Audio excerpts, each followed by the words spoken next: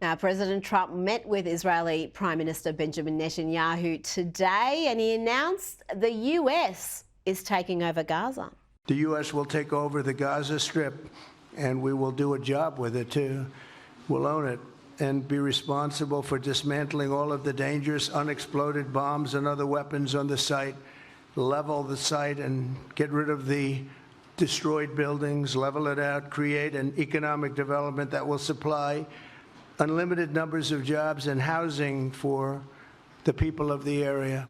And the announcements did not stop there. President Trump also said he wants to resettle all Gazans. How many people are you thinking about?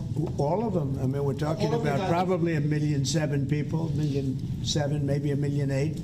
But I think all of them. I think they'll be resettled in areas where they can live a beautiful life and not be worried about dying every day. Ami, the president made the point that if you don't do something dramatically different, you're going to have the same results again, the same issues they have seen for years, for decades. How do you see this plan coming together? I mean, look, first of all, I want to point out that it took Biden 2 years to meet with Netanyahu, and that was during a war. Trump met him within 2 weeks. So there's a difference right there in how the two administrations view Israel. Trump International Hotel and Golf Course Gaza edition? Yeah, I'm there for it, Rita. Look, this is Trump's instincts of being a developer, trying to build things out, coming through. How real is the plan? I don't know. I will say this, that I would put my money on Gaza being rebuilt quicker if Trump's running it than the people who lost their homes in LA or are subject to the technocrats of the Building and Safety Commission in Los Angeles. I'll tell you that right now. Look, I don't know. Will he be able to convince the likes of Egypt, Jordan to take these people from Gaza? Is he going to be able to convince some of the countries in the Middle East to actually participate in this process? Look, my gut tells me no. These countries have experienced Palestinian refugees. Lebanon, Jordan, Egypt have taken Palestinian refugees, and they have suffered because of it, right? They have found all they've had is misery and suffering from taking in Palestinian refugees. So I think they're very, very gun shy.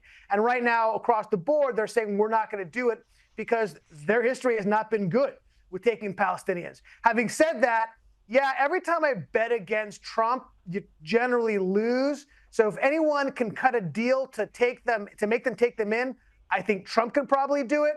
But we'll see. I think, look, the Palestinians have to understand. Do I feel sympathy for the Palestinian people? I do, to a certain extent. But at the end of the day, play stupid games, win stupid prizes, okay? There's a price to pay when you spill Jewish blood. I think the Palestinians have now realized it. They're going to remember this for generations. So at the end of the day, look, it sounds like this is kind of, Trump free jazzing it a little bit. It seemed like the Netanyahu government was kind of taken by a little bit by surprise by it. We'll see how it all plays out. I think it's interesting. See what happens. Well, President Trump was also asked if the US will support an Israeli strike against Iran. Let's hear what he had to say.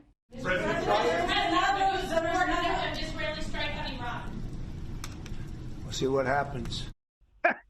He didn't say much there. He just said, we'll see what happens. But as we have discussed for years, really, and particularly since October 7, Iran is the key to Middle East peace.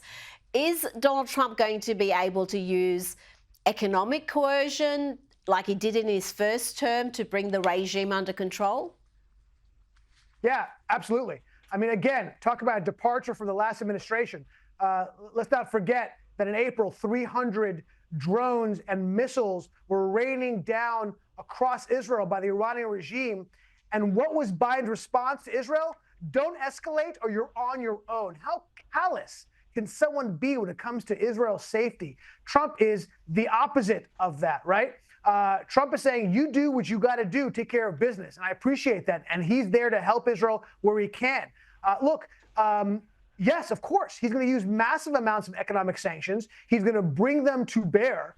as opposed, again, to the Biden administration that gave Iran $16 billion to use as they saw fit. And what they saw fit was reaping havoc and terror, funding Hezbollah and Hamas and raining missiles down on Israel. So, yeah, I'm all for it. I think finally Israel has an ally in the White House, and they're going to take care of business.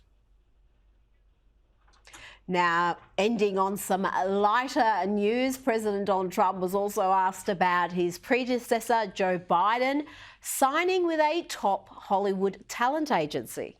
What do you think about Joe Biden signing on with a talent agency? You got to be kidding. He signed on with a talent agency? He does. He's got some entertainment agents now.